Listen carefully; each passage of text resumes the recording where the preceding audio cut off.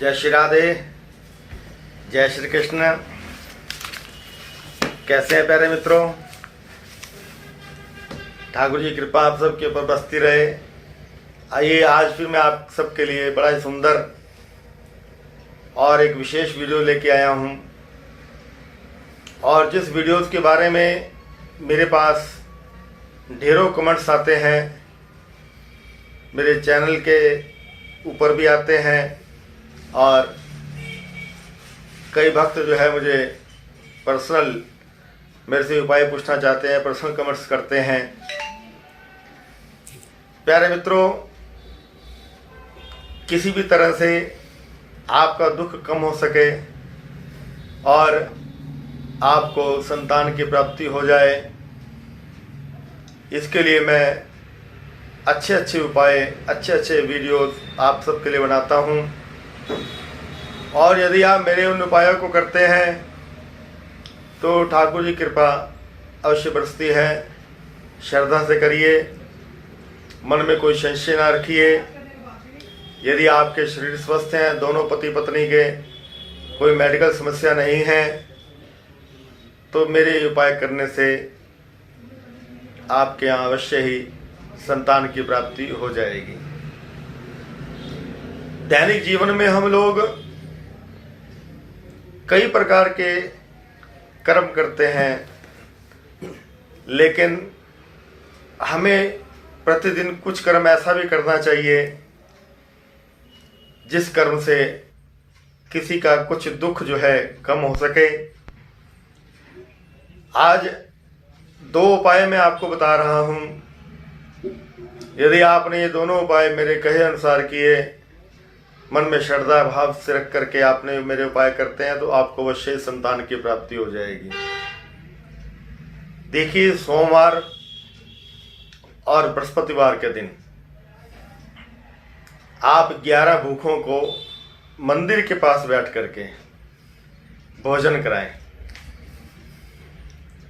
आप फिर से सुने, सोमवार और बृहस्पतिवार के दिन 11 भूखों को मंदिर के बाहर बैठा करके आप भोजन कराएं। ये पहला उपाय मैंने आपको बताया। इस उपाय के करने से आपको मानसिक शांति की प्राप्ति होगी और एक विशेष ऊर्जा आपके शरीर के भीतर प्रवेश करेगी। ठाकुर जी का आशीर्वाद जो है आपको अवश्य ही प्राप्त होगा, यदि आप मेरा ये एक बड़ा सरल उपाय करेंगे तो। अब एक उपाय मैं आपको और बताता हूं। ये उपाय भी बहुत ही आसान है संतान प्राप्ति के लिए। अश्विनी नक्षत्र के एक दिन पहले आप किसी विद्वान से, किसी ब्राह्मण से पूछ लें कि अश्विनी नक्षत्र किस दिन पड़ रहा है, क्योंकि ये नक्षत्र जो हर महीने आता है। जिस दिन अश्विनी नक्षत्र हो, अश्विनी नक्षत्र के एक दिन पहले आप बेलपत्र के वृक्ष के पास जाएं और हाथ जोड़ करके शंकर भगवान का ध्यान करते हुए उस वृक्ष को आप आमंत्रित करके आएं कि मैं कल इसी समय आपके पत्तों को लेने के लिए आऊँगा और जिस कार्य के लिए मैं आपकी शरण में आया हूँ, आप मेरा वो कार्य अवश्य करें। संतान की प्राप्ति के लिए मैं आपके कुछ पत्र जो है लेकर के जाऊँगा। ऐसा निमंत्रण दे करके बेलपत्र को आप वापस घर में आ जाएं और अगले दिन जा करके उस बेलपत्र से पत्ता तोड़ लें और पत्ता तोड़ करके घर ला करके एक रंग की गाय के दूध के साथ उसको पीस करके पी लें।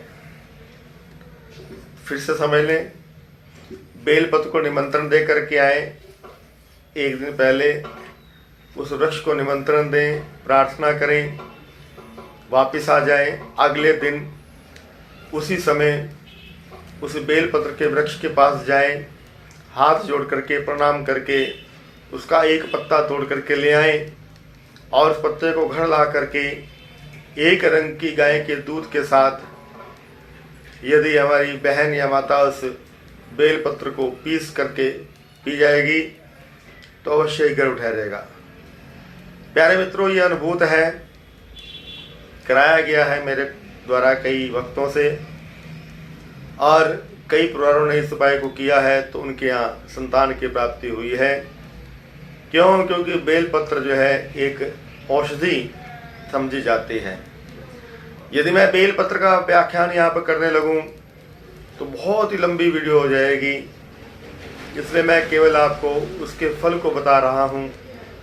आप इस उपाय को करें, भगवान शिव का ध्यान करें तो आपको अवश्य संतान की प्राप्ति होगी। प्यारे मित्रों, आपको मेरा ये वीडियो कैसा लगा? अच्छा लगे तो मेरे इस चैनल को सब्सक्राइब कर दें, अपने मित्रों को, अपने रिश्तेदारों को इस वीडियो को शेयर करें ताकि सभी जो है इस वीडियो का लाभ ले सकें। और यदि मुझसे कुछ पूछना चाहते हैं, पर्सनल रूप से मेरे से बात करना चाहते हैं, आपका स्वागत है। नीचे मेरा मोबाइल नंबर दिया जा रहा है, आप उस नंबर पर मुझे कमेंट्स करें। मुझसे बात करना चाहें, कुंडली दिखाना चाहें, जन्म पत्रिका विश्लेषण कराना चाहें तो आप मुझसे बात करके अपनी डेट ऑफ बर्थ वगैरह मेरे को भेज सकते हैं। फिर मैं आपकी कुंडली के हिसाब से, डेट ऑफ बर्थ के हिसाब से कौन सा ग्रह जो है संतान प्राप्ति में विघ्न पैदा कर रहा है, मैं आपको उसका उपाय जन्म पत्री के हिसाब से बताऊंगा। मैं पंडित अनिल कोदंड, श्याम सखा। जय श्री कृष्ण, जय श्री राधे।